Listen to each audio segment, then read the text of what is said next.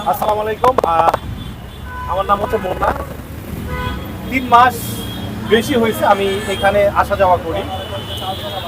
তো আরও 5-7 বছর আগে আমি টুকটাক মিডিয়াতে কাজ করতাম, শর্ট টেলিভিশন বানাইতাম। মোটামুটি ওখান থেকে 2টা চ্যালেঞ্জ ছিল মোটামুটি বড়। তো যাই হোক, ওখানে ছেড়ে দেওয়ার পর 2 বছর পর যখন আমি এখানে আসলাম মিজান ভাইকে দেখার পর আমার কাছে মনে হলো যে এখানে মিজান ভাই যতকাল বেঁচে থাকবে, আমরা যারা ছোটোখাটো যারা বড় কন্টেন্ট ক্রিয়েটর আছি তাদের জীবনে যদি মনে করি যে আমাদের কন্টেন্টের অভাব হবে না, সেটা হচ্ছে মিজান ভাই। আমার কাছে মনে হয়, কারণ কম বেশি আমি সবার কাছে দৌড়াইছি। একটু ভাইরাল হলে বাসায় থেকে বের হলে 3 ঘন্টা লাগবে, বাসকে ইন্টারভিউ দিবে না, এই ধরনের অনেক কথা আমরা শুনছি। বা আমরা অনেক সময় আমাদের ছোট যারা ইউটিউবার তাদের ইন্টারভিউ অনেকে দিতে চাইনি বা টাকা চাইছে, এরকম কিছু হয়েছে। তো যাই হোক, আমি 3 মাস পর বুঝতে পারলাম যে মিজান ভাইয়ের কাছ থেকে আমরা কি নিচ্ছি। মিজান ভাইয়ের কাছ থেকে আমরা কি নিচ্ছি, যেমন দর্শক আছি, আমরা পুরো বাংলাদেশের মানুষ আছে, সবাই মিজান ভাইকে ফলো করে। বা আমরা যারা কন্টেন্ট ক্রিয়েটর করি তারা হচ্ছে মিজান ভাইয়ের কাছ থেকে আমরা কি শিখতেছি বা আমরা কি দিব।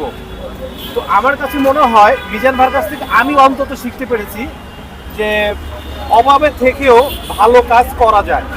অভাবে থেকেও ভালো কাজ করা যায়। আমার কাছে যদি 50 টাকা থাকে, অন্তত 10 টাকা দিয়ে হলেও ভালো কাজ করা যায়। তো যাই হোক, মিজান ভাইয়ের কাছ থেকে এই জিনিসটা আমি শিখতে পেরেছি যে আসলে মিজান ভাই, আমি তো জানি 3 মাস থাকার পর মিজান ভাইয়ের কাছে কি আছে না আছে সবই জানি, বাট তারপরে উনি দীর্ঘদিন ভালো কাজ করে যাচ্ছে। এমনকি আমরা যারা কন্টেন্ট ক্রিয়েটর করতে, কেউ বলতে পারবে যে এর কাছ থেকে 100 টাকা নিছে? বলতে পারবে? কেউ বলতে পারবে না।